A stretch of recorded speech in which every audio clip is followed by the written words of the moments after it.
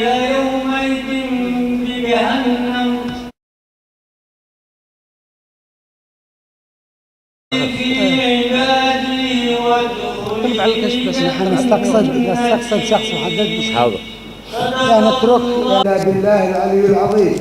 قبل أن نترك المنصة للإخوة المشرفين المنتدبين من مجلس النقابة العامة الأخوين محمد قاسم الأصبعي الديني الذي فارقنا قبل شهر بعد أن تم الفرع 40 ورقة.